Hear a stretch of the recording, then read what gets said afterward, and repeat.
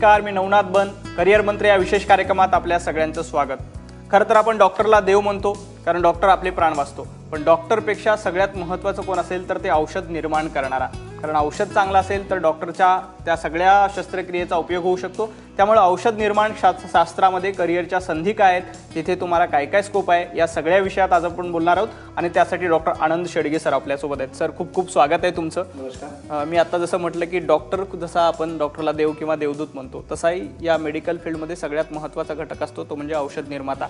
तर औषध निर्माण शास्त्र म्हणजे काय आणि त्याच्यामध्ये करिअरच्या संधी कुठल्या आहेत? अगदी बरोबर आहे तुमचं. फार्मासिस्ट जनरली टर्म आहे, औषध निर्माण याला म्हटलं जातं. इंग्लिशमध्ये आपण फार्मासिस्ट असं म्हटलं जातं. मराठीमध्ये औषध निर्माण शास्त्र ज्याचा अभ्यास केला जातो तो, आणि औषधी शास्त्र म्हणजे ज्याला MD फार्माकोलॉजी वगैरे जे करतात त्याला औषधी शास्त्र म्हटलं जातं. आणि या ठिकाणी औषध निर्माण शास्त्र. तर B.Pharm, D.Pharm आणि डॉक्टर ऑफ फार्मसी नावाचे कोर्सेस आपल्याला उपलब्ध आहेत. 12वी सायन्स नंतर 3 प्रकारचे कोर्सेस उपलब्ध आहेत. आणि यासाठी 12वी सायन्स आणि CETची परीक्षाला आवश्यक आहे. याच्यासाठी अर्थात संस्था आपल्याकडे भारतात भरपूर आहेत. महाराष्ट्रात आपल्या राज्यामध्ये भरपूर सीट्स आहेत फार्मसीच्या. आणि सुदैवानं भारत हा देश जगामध्ये आपला 14वा क्रमांक लागतो की चांगल्या प्रकारची औषधं आपण परदेशात निर्यात करतो. आणि दुसरा घटक आहे की स्वस्तात, जगात भारत हा एकच देश असा आहे की स्वस्तामध्ये औषध निर्मिती करणं आणि ती एक्सपोर्ट केली जाते. आणि त्याच्यामध्ये 14वा क्रमांक लागतो. अर्थात 14वा क्रमांक एवढ्या करता कारण आपण स्वस्त औषध म्हणजे डॉलरची किंमत जी आहे 68 आणि 67 रुपये जे आहे, त्यामुळं अनुषंग आपली जी किंमत लो असल्या कारणानं आपला क्रमांक 14वा लागतो. नाही तर जगामध्ये आपण तसे पहिले क्रमांकाचे आहोत. त्याचबरोबर औषध निर्मिती याच्या संदर्भात मला सांगायचं तर भारताचं कुठे आपण कुठल्या लेवलवर आहोत, तर US FDA जी त्यांची जी यंत्रणा आहे, औषधं त्यांच्या देशातली निर्माण झालेली जी अप्रूव्ह करण्याची यंत्रणा आहे, ती US नंतर जगात मॅक्झिमम जर कुठे अप्रूव्ड प्लांट US FDAचे असतील तर ते भारत देशामध्ये आहे. एवढंच नाही तर त्यांनी आपली ऑफिसेस कार्यालय देखील दिल्ली, हैदराबाद आणि मुंबई या ठिकाणी देखील उघडलेले आहेत. आणि मग यावरून अंदाज येतो की भारत देशाचं पुढचं जे भवितव्य आणि जे पुढच्या, कारण साधारणपणे 15 ते 20% या क्षेत्रामध्ये ग्रोथ आहे. आणि अशा पद्धतीने डेव्हलपमेंट असल्यामुळे करिअरच्या संधी या क्षेत्रामध्ये भरपूर आहेत. आता विद्यार्थ्यांनी मात्र निवड असं बाबा फार्मसीच करायचं, खरोखरच त्याला आवड असायला पाहिजे. कारण काही ठिकाणी फार्मसीस हा पेशंटशी रिलेटेड काम करावं लागतं. इंडस्ट्रीजमध्ये असतं की औषधं मॅन्युफॅक्चरिंगच्या वेगवेगळ्या ब्रँचेस शाखा आहेत, त्या ठिकाणी त्यांना काम करायचं असतं. आणि अशा अनुषंगानं हे डोळ्यासमोर ठेवूनच की बा आपण या पेशंटशी रिलेटेड याच्यात जायचं आहे का, की मग आपण या इंडस्ट्री फार्मसीमध्ये जाऊन आपल्याला करिअर करायचं का, हे ठरवायला हवं. किंवा MBA वगैरे करून काहीतरी मार्केटिंग वगैरे या साईडला जाऊन आपल्याला वेगळ्या पद्धतीची करिअर घडवायचं का, अशा पद्धतीने त्यांना विद्यार्थ्यांनी घडवायचं आहे. संस्था आपल्याकडे भरपूर आहेत. महाराष्ट्रामध्ये डिग्रीच्या संस्था साधारणपणे 184, 184 आणि साधारणपणे 11,000च्या वर त्याची इंटेक कॅपॅसिटी आहे. डिप्लोमाच्या साधारणपणे संस्था 235च्या वर आहेत. आणि त्याची जवळजवळ 14,000च्या 13,400 काहीतरी त्याची इंटेक कॅपॅसिटी महाराष्ट्रातली आहे. पोस्ट ग्रॅज्युएट इन्स्टिट्यूट साधारणपणे 125च्या वर आहेत, जे M.Pharm नावाचे कोर्स 2 वर्षाचे कंडक्ट केले जातात. आणि मी डीम युनिव्हर्सिटी स्टॅटिस्ट त्याच्यात म्हणजे नरसी मुंजी किंवा MGM किंवा DY पाटील यासारख्या संस्था मी याच्यात धरत नाही आहे. याच्यामध्ये त्यांच्या इंटेक कॅपॅसिटी वेगळीच आहे. पण अशा भरपूर कोर्सेस आहेत. PharmD नावाचा 6 वर्षाचा कोर्स नवीन सुरू केलेला आहे. हा पेशंट ओरिएंटेड कोर्स आहे. आणि महाराष्ट्रामध्ये औरंगाबाद, अमरावती आणि पुण्याला भारती विद्यापीठ यासारख्या संस्थेमध्ये हा कोर्स चालतो. हा 12वी नंतर 6 वर्षाचा कोर्स आहे, PharmD नावाचा. डॉक्टर ऑफ फार्मसी म्हणूनच बाहेर विद्यार्थी पडतो. आणि हा फार चांगला कोर्स आहे. जगामध्ये परदेशात सुद्धा त्याला नोकरीच्या संधी, आणि भारतात देखील कॉर्पोरेट क्षेत्रातील जी हॉस्पिटल्स आहेत त्या ठिकाणी तो डॉक्टरांच्या खांद्याला खांदा लावून फार्मासिस्ट हा काम करतो. हो, बरोबर. हे सगळ्यात मोठं क्षेत्र आहे. म्हणजे भारताची लोकसंख्या आणि येणाऱ्या काळात मेडिकलच्या गरजा यानुसार आपल्याला या सीट्स खूप आवश्यक आहेत. तर साधारणतः एखादा विद्यार्थी आता 10वीला असेल तर त्यांनी कशी तयारी करावी, आणि 12वीला कुठले कुठले विषय आवश्यक असतात, आणि ॲडमिशन प्रोसेस साधारण कशी असते? जनरली 10वी हा कोर्स आहे 12वी सायन्स नंतर आहे. तर 11वी 12वीचा सायन्सचा चांगला अभ्यास करायचा आहे. फिजिक्स, केमिस्ट्री आणि बायोलॉजी याचा जीवशास्त्राचा अभ्यास चांगल्या पद्धतीने करायचा आहे. केमिस्ट्री आणि फिजिक्सला करायचंच आहे. मॅथमॅटिक्स काही लोक घेतात तर त्यांनाही ते देखील एलिजिबल आहे. इव्हन कॉम्प्युटर सायन्स घेणारे विद्यार्थी देखील एलिजिबल आहेत. बायोलॉजी नसेल तरी चालतं. हा, मॅथ्स नसेल तरी चालतं, तो एलिजिबल आहे फार्मसीसाठी. आणि एंट्रन्स एक्झाम मात्र चांगल्या मार्कानं, मग त्यानुसार गव्हर्नमेंट इन्स्टिट्यूट असेल तर त्या ठिकाणी तुम्हाला ॲडमिशन, जसं UICTमध्ये देखील तुम्हाला ॲडमिशन मिळू शकतं. आणि ही युनिव्हर्सिटी झालेली आहे. पूर्वी UDCT म्हटलं जायचं, तर या ठिकाणी देखील सेंट्रलाइज प्रोसेसमधूनच गव्हर्नमेंटच्या या CETमधूनच ॲडमिशन दिलं जातं. आणि काही गव्हर्नमेंट कॉलेज, मग बॉम्बे कॉलेज ऑफ फार्मसी आहे, KM कुंद्राणी आहे, गव्हर्नमेंट कॉलेज कराडचं आहे, नागपूरचं डिपार्टमेंट ऑफ फार्मास्युटिकल सायन्स अशा ठिकाणी तुम्हाला देखील ॲडमिशन्स मिळू शकतं चांगल्या संस्थेमध्ये आणि कमी पैशामध्ये फीजमध्ये तुमचं चांगलं शिक्षण होऊ शकतं. आणि ह्या भारतातल्या आणि महाराष्ट्रातल्या नामवंत संस्था आहेत.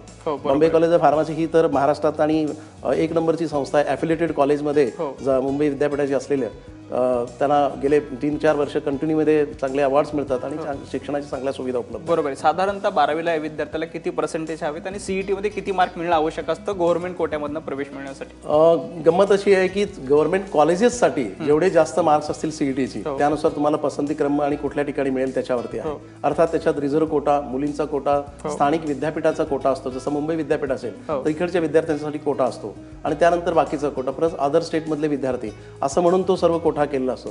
त्यामुळे प्रत्येक विद्यार्थ्यांना आपली मार्क्सची हे सीईटी मध्ये किती मिळत आहेत आणि जवळजवळ 300 इन्स्टिट्यूटचा प्रिफरन्स द्यायचा असतो.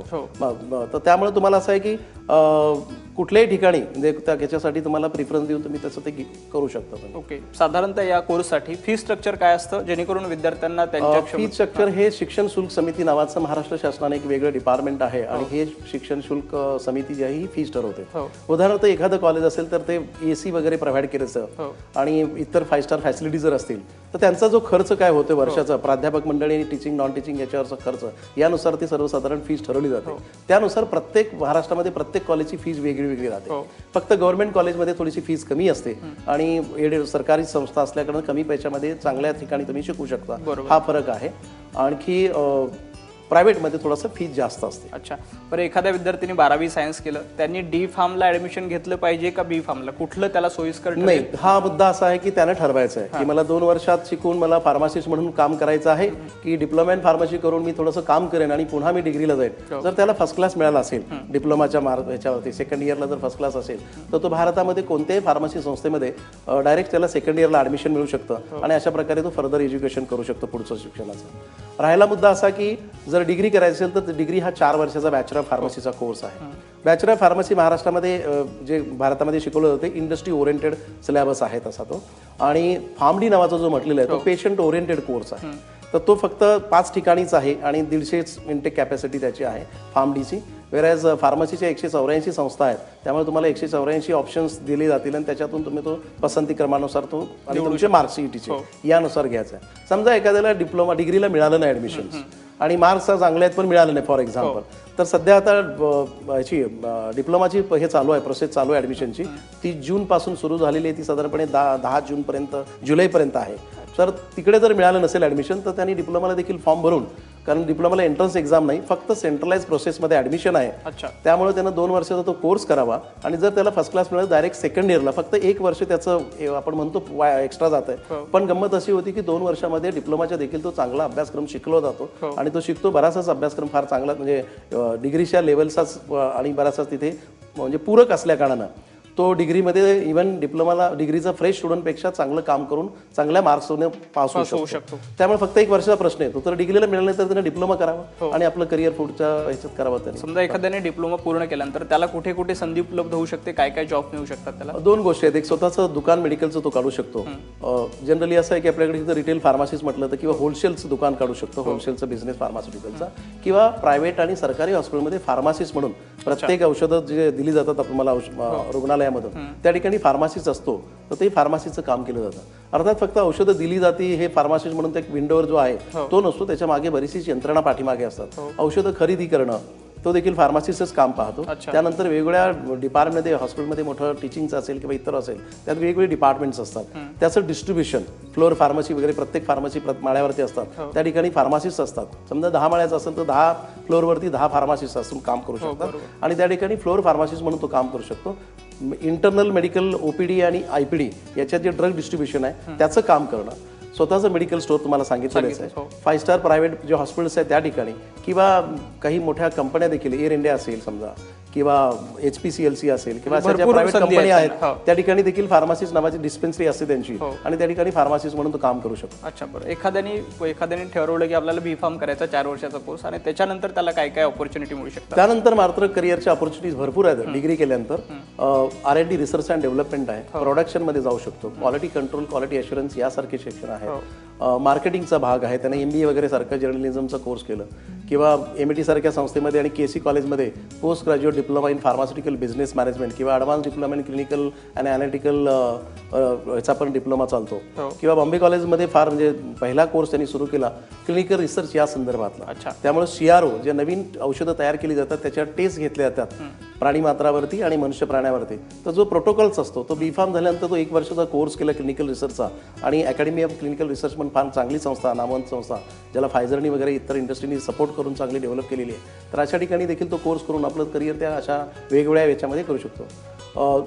पोस्ट ग्रॅज्युएट म्हणजे B.Pharm नंतर थोडं मास्टर्स केलं आणि M.Pharm वगैरे करून तर चांगल्या शिक्षकांची आपल्या जगात सर्वच आवश्यकता आहे, भारतात देखील आवश्यकता आहे. तर त्याला शिक्षण क्षेत्रामध्ये देखील अकॅडमिकमध्ये पण येऊन तो प्रोफेसर वगैरे टीचर असिस्टंट प्रोफेसर म्हणून सुरू करतो करिअरची आणि मग प्रिन्सिपल प्रोफेसर टू प्रिन्सिपलपर्यंत तो करिअर करू शकतो त्या क्षेत्रामध्ये. बरोबर आहे. साधारणतः प्रत्येकाला इच्छा असते की करिअर आपण परदेशात करावं, तिकडे जाऊन नोकरी करावी, चांगला पगार घ्यावा. तर फार्मसी केल्यानंतर असा काही स्कोप आहे? येस. इतर करिअरपेक्षा जर अमेरिकेतला तुम्ही जर सर्वे पाहिला तर अमेरिकेतल्या सर्वेमध्ये जे वेगवेगळी प्रोफेशन्स आहेत त्याच्यामध्ये 2 नंबरचं प्रोफेशन हे फार्मसी आहे. आणि गेले 40 ते 45 वर्ष त्याचा कंटिन्यू दरवर्षी सर्वे केला जातो. आणि नर्स ही तिथे 1 नंबरला आहे आणि 2 नंबरला फार्मासिस्ट आहे. यावरून जगामध्ये म्हणजे अग्रेसर देश म्हटल्यानंतर अमेरिकाच आपण हे करतो. आणि फार्मसीसाठी फार चांगल्या सोयी सुविधा तिथे उपलब्ध आहेत इंडस्ट्रीत काम करण्यासाठीचं. कम्युनिटी फार्मसिस्टमध्ये हॉस्पिटल किंवा क्लिनिकल फार्मसिस्टची फार आवश्यकता आहे. आणि त्या ठिकाणी आपल्याकडे भारतामध्ये थोडंसं पेशंट काउन्सिलिंग जो पार्ट आहे, औषधं घेतल्यानंतर औषधं कशी घ्यायची, कशाबरोबर घ्यायची, पाण्यावर घ्यायची, दुधावर घ्यायची की ज्यूसबरोबर घ्यायची, सकाळी कधी दुपारी कधी, या संदर्भातलं जे प्रोटोकॉल आपल्याकडे सुरू आहे काही ठिकाणी झालेलं आहे. आणि IP इंडियन फार्मास्युटिकल असोसिएशन सारख्या संस्था आहेत ते याला बढोतरी देतात. त्याच्या संदर्भातलं जे ट्रेनिंग वगैरे त्यांना विद्यार्थ्यांना द्यायला पाहिजे. स्टेट फार्मसी काउन्सिल या देखील कोर्सेस कंडक्ट करतात. आणि जे कम्युनिटी फार्मसी रिटेल फार्मसीचे त्यांना अशा पद्धतीचं ट्रेनिंग की लोकांना औषधाच्या संदर्भात माहिती द्या. तर हे अमेरिकेमध्ये चांगल्या प्रकारे होतं. त्यामुळं परदेशात जर शिक्षणाला गेले किंवा सर्व्हिसला गेले तर चांगल्या पगाराच्या नोकऱ्या मिळतात तिकडे. आणि फक्त एवढंच आहे की तिथलं प्रोसेस आणि त्या पद्धतीची शिक्षण पद्धती आहे ती थोडीशी परीक्षा तिथल्या द्याव्या लागतात तिकडच्या आणि मग त्यानंतर तुम्हाला तिथे काम मिळू शकतं. बरोबर. साधारणतः एखाद्या विद्यार्थ्यांनी आता 12वीला असेल तर त्याच्याकडे कुठले स्किल आत्तापासून त्यांनी डेव्हलप करावे जेणेकरून त्यांनी ॲडमिशन घेतल्यानंतर त्याला ही सगळी प्रोसेस आहे ती सुकर होईल? 2 गोष्टी आहेत की एक आहे तो टेक्निकल पार्ट आहे की काही डॉक्युमेंटची आवश्यकता असते ॲडमिशनसाठी. उदाहरणार्थ डोमिसाईल सर्टिफिकेट असेल, जातीचे काही सर्टिफिकेट असेल, कास्ट सर्टिफिकेट वगैरे. काही लोकांकडे कास्ट सर्टिफिकेट असतात पण कास्ट व्हॅलिडिटी सर्टिफिकेट नसतं. तर मग अशा वेळेला मग नुकतंच असतं की त्यांनी सबमिट केलेलं असतं आणि मग आमच्याकडे पावती आहे वगैरे. तर ही जी डॉक्युमेंट्स लागणारी जी आहेत, मग इकॉनॉमिक बॅकवर्ड क्लासचं सर्टिफिकेट असेल किंवा आपल्या जातीचं असेल तर ही सर्व सर्टिफिकेटची पूर्तता करणं 11वी-12वीमध्ये असतानाच. त्याचबरोबर जो आपला 11वी-12वीचा जो त्यांचे फिजिक्स, केमिस्ट्री, बायोलॉजी हा विषय आहे जीवशास्त्राचा, या विषयावरचा त्यांना चांगला अभ्यास करणं. CET-साठी वेगळं असं काय नसतं. 9वी, 10वी, 11वी, 12वी याच्यातलं या 3 विषयाचा जर त्यांनी पुस्तकं ठेवली आपली जी अभ्यासाची आणि त्याचा जर पुरा अभ्यास केला त्यांना स्वतः जरी केला आणि मागचे प्रश्नपत्रिका वगैरे पाहिल्या, बाजारात पुस्तकं देखील उपलब्ध आहे CET-ची आणि मायक्रो लेव्हलवरती प्रत्येक लाईनची अंडरलाईन करून जर अभ्यास केला तर अगदी सोपा आहे पास होण्याचा. फार कठीण नाही, सहजपणे तुम्हाला उत्तीर्ण होऊ शकतात आणि करिअरच्या सुद्धा चांगल्या वाट आहेत. या संदर्भात तुमचे काही प्रश्न असतील तर तुम्ही आम्हाला ब्रेक नंतर विचारू शकता. 022661616 हा आमचा दूरध्वनी क्रमांक आहे. एक छोटासा ब्रेक आहे, लगेच परत येतोय. पाहत राहा करिअर मंत्र.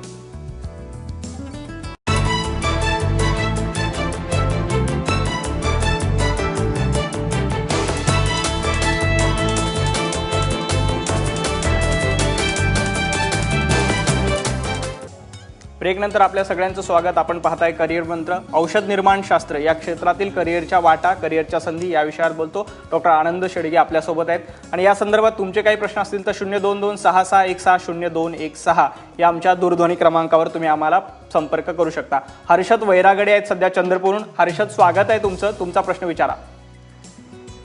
सर, तसं मी प्रश्न आता या फील्डशी तर रिलेटेड नाही फार्मसी क्षेत्रात, पण मला माझ्या म्हणजे भावाबद्दल विचारायचं होतं की त्याला म्हणजे आता 12th झालं त्याचं आत्ताचं आणि त्याला म्हणजे मर्चंट नेव्हीमध्ये करिअर करायचं आहे. तर सर काही सांगू शकतील का? कारण त्या क्षेत्राबद्दल खूप कमी माहिती आम्हाला मिळत आहे म्हणून सर. अच्छा.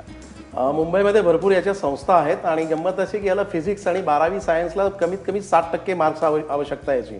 आणि करिअर हे चांगलं आहे मर्चंट नेव्हीमध्ये जाण्याचं. आणि साधारणपणे डेक म्हणून तुमची जी 12वी सायन्स झाल्यानंतर काही संस्था ट्रेनिंग देतात आणि ते ट्रेनिंग झाल्यानंतर रे रोडला वगैरे काही संस्था आहेत, मुंबईमध्ये वरळीला काही संस्था आहेत आणि या संस्थाची तुम्ही जर मर्चंट नेव्ही म्हणून इव्हन नेटवरती गेलात तरी तुम्हाला भरपूर त्या संदर्भात तुम्हाला इन्फॉर्मेशन मिळेल. फक्त फिजिक्स, मॅथ्स आणि केमिस्ट्री या विषयामध्ये त्याला 12वीला 60% मार्काची आवश्यकता आहे. आणखी ट्रेनिंग झाल्यानंतर डेक कॅडेट म्हणून त्याची सुरुवात होते आणि मग मास्टरपर्यंत, मास्टर म्हणजे जो बोट चालवणारा कप्तान आहे त्यापर्यंत त्या पोस्टवरती जाता येतं. पगाराची लेवल वगैरे फार चांगल्या प्रकारे पगार मिळतो, जग फिरायला मिळतो. आणि जो परदेशात जर बोट वगैरे गेली परदेशात तर त्या तुमचा जो सॅलरी मिळेल ती टॅक्स फ्री राहील. आणि अशा पद्धतीने मर्चंट नेव्हीचं देखील करिअरमध्ये तुम्हाला छान उत्तम प्रकारे करिअर करू शकतो. आपल्याला आणखी एक फोन आहे, अहमदनगरहून संकेत बोलतायत. संकेत, स्वागत आहे तुमचं, तुमचा प्रश्न विचारा. हा सर, मला सरांना क्वेश्चन होता, डी फार्म नंतर बी फार्मसीसाठी ऍडमिशन प्रोसेस कशी असते? अच्छा, डिप्लोमा फार्मसी नंतर जर तुम्हाला फर्स्ट क्लास मिळाला, 60%च्या वर मार्क्स मिळाले तर तुम्ही सेंट्रलाइज प्रोसेसमधून ऍडमिशन, त्याची डायरेक्टर ऑफ टेक्नॉलॉजी आणि सीईटी जे डिपार्टमेंट आहे महाराष्ट्राचं ऍडमिशन देणारं, ती वेगळी जाहिरात सर्व पेपरमध्ये, लोकसत्तासारखे जे लोकल न्यूजपेपर्स आहेत आपल्या भागातले आणि टाइम्स ऑफ इंडिया या सर्व न्यूजपेपरमध्ये जाहिराती येत असतात. इव्हन टीव्हीवर चॅनेल्समध्ये देखील त्याची इन्फॉर्मेशन दिली जाते, न्यूजमधून देखील. त्याच्यात या संदर्भात आपण माहिती गोळा करणं आवश्यक आहे. आणि तारखा मात्र महत्त्वाच्या असतात की फॉर्म कधी सुरू होणार आहे आणि त्यासाठी मग आपल्याला काय डॉक्युमेंट्स असतील ते स्कॅन करून फोटोग्राफ्स वगैरे, मग तेही ठराविक याच्यामध्ये JPEG सिस्टममध्ये करायचं आहे की PDF फॉर्ममध्ये करायचं, हे सर्व आपल्याकडे रेडी असायला हवं. आणि ऑनलाईन फॉर्म भरावा लागतो आणि मग सेंट्रलाइज प्रोसेसमध्ये आपल्याला चॉईस दिली जाते आणि आपल्या पसंती क्रमांकानुसार आणि आपल्याला जे गुण मिळालेले आहेत त्यानुसार, आपल्या मेरिटनुसार आपल्याला ऍडमिशन मिळू शकतं. आणि अशा प्रकारे सेकंड इयरला मिळाल्यानंतर पुढच्या 3 वर्षामध्ये तुम्ही डिग्री पूर्ण करून फार्मसी क्षेत्रामध्ये करिअर करू शकता. आपल्याला आणखी एक फोन आहे, कराडून मीरा परिहार बोलतायत. मीराजी, स्वागत आहे तुमचं, तुमचा प्रश्न विचारा. सर, माझा मुलगा बी फार्मसी 3rd इयरला आहे पुण्यात. तर महाराष्ट्र शासनामध्ये त्याला काय संधी आहेत पुढे? महाराष्ट्र शासनामध्ये फूड अँड ड्रग ॲडमिनिस्ट्रेशन या FDA, food and drug administration या विभागामध्ये तो ड्रग इन्स्पेक्टर म्हणून काम करू शकतो. तेवढंच नाही, बऱ्याच MPSCच्या महाराष्ट्र पब्लिक सर्व्हिस कमिशन होणाऱ्या एक्झाम्स आहेत, मग त्याच्यात फूड इन्स्पेक्टर म्हणून देखील तो एलिजिबल आहे, त्यामध्ये जाऊ शकतो. एवढंच नाही, काही टेक्निकल पोस्ट असतात, म्हणजे उदाहरणार्थ हाफकिनसारखे इन्स्टिट्यूट आहेत किंवा इतर काही टेक्निकल इन्स्टिट्यूट आहेत ज्या ठिकाणी फार्मसी आणि हेल्थ रिलेटेड फार्मासिस्ट म्हणून देखील गव्हर्नमेंट हॉस्पिटलमध्ये काम करू शकतो. तो प्रायव्हेट आणि सरकारी रुग्णालयामध्ये काम करणं, बऱ्याचशाच काही सरकारी यंत्रणा आहेत हेल्थ रिलेटेड किंवा हेल्थ सायन्सेस रिलेटेड या ठिकाणी, म्हणून तो ज्युनियर रिसर्चर म्हणून देखील तो सुरुवात करू शकतो आपल्या करिअरची आणि पुढच्या 3-4 वर्षामध्ये तो चांगल्या पद्धतीने आपलं करिअर घडू शकतो. बरोबर आहे. आपल्याला औरंगाबादहून फोन आहे, श्रीकांत साळुंके बोलतात. श्रीकांत, स्वागत आहे तुमचं, तुमचा प्रश्न विचारा. सर, माझा प्रश्न असा आहे, डी फार्मसी नंतर लगेचच बी फार्मसी करावं की थोडासा गॅप द्यावा मध्ये? अच्छा, अगदी बरोबर आहे की जर थोडं 1-2 वर्ष जर त्यांनी केमिस्टमध्ये जर एखाद्या मेडिकल स्टोअरमध्ये काम केलं, फार्मसी दुकानामध्ये, तर गंमत अशी की लोकांना कल्पना नाही, जवळजवळ 60,000च्या वरती औषध वेगवेगळे फॉर्म्युलेशन्स उपलब्ध आहेत आपल्याकडं. आणि मग हे 60,000 फॉर्म्युलेशन असल्या कारणानं जर त्या मेडिकल स्टोअरमध्ये काम केलं तर वेगवेगळी औषधं कशासाठी आहेत, त्यांची पॅकिंग कशी आहे, त्यानंतर त्याच्यावरची इन्फॉर्मेशन काय आहे, ती लोकांना कशी द्यायला पाहिजे, पेशंट काउन्सिलिंग कसं करायला पाहिजे, हे जर त्यांना, आणि त्याचबरोबर रिटेलिंगमध्ये बऱ्याचशाच गोष्टी असतात की छोट्या युनिटमध्ये बऱ्याचशाच गोष्टी तुम्ही शिकता तिथे, की माल आल्यानंतर त्याची यंत्रणा वेगवेगळ्या ठिकाणी आपल्या ती स्टोअर कशी करायची, वेगवेगळ्या स्टोअर केलेली असताना एक्झॅक्टली प्रिस्क्रिप्शन आल्यानंतर ती काढून लोकांपर्यंत कशी पोहोचवायची, त्याबद्दलची माहिती कशी द्यायची, या संदर्भातलं चांगलं नॉलेज झालं तर अर्थातच डिग्री करत असताना त्या संदर्भात तुम्ही तुमचे कॉन्सेप्ट टीचर शिकवत असताना डोक्यामध्ये वेगळ्या पद्धतीनं तुमची मांडणी त्या नॉलेजची एक वेगळ्या पद्धतीने स्टोअर होते. आणि हे फार चांगलं आहे की अनुभव घेतल्यानंतर करून घेऊन जर तुम्ही डिग्री केलं तर फारच चांगलं आहे. अगदी शेवटचा प्रश्न थोडक्यामध्ये, एखाद्या विद्यार्थ्याला डी फार्म करायचं तर त्याला आत्ता लगेच कुठे माहिती मिळू शकते आणि त्यांनी काय केलं पाहिजे? सध्या वेबसाईटवरती महाराष्ट्र ऍडमिशनची प्रोसेस चालू आहे. गेल्या 30 जूनपासून डिप्लोमा इन फार्मसीचा फॉर्म भरण्यासाठी ते 9 जुलैपर्यंत. अच्छा, 9 जुलैपर्यंत आणखी वेळ आहे. ते फॉर्म भरू शकतात आणि सेंट्रलाइज ऍडमिशन आहे. डिप्लोमासाठी सीईटीची आवश्यकता नाही आहे, फक्त सेंट्रलाइज प्रोसेसमध्ये आहे. त्याचबरोबर प्रत्येक प्रायव्हेट कॉलेजेसमध्ये 12 सीट्स असतात, म्हणजे 60च्या ऐवजी 48 हे सेंट्रलाइज प्रोसेसनं ऍडमिशन होतं आणि 12 सीट हा मॅनेजमेंट कोटा म्हणून असतो. तर त्या ठिकाणी त्या मॅनेजमेंट कोट्याच्या सीटमधून अशा पद्धतीने त्यांना आणखी विस्तारानं माहिती हवी असेल तर तिथल्या स्थानिक कॉलेजमध्ये डी फार्मसी कॉलेजमध्ये जाऊन तुम्ही ती घेऊ शकता, तुम्हाला ती उपलब्ध आहे. सर, आपण इथे आलात आणि सगळ्या विद्यार्थ्यांना बहुमोल असं मार्गदर्शन केलं, त्याबद्दल खूप खूप धन्यवाद.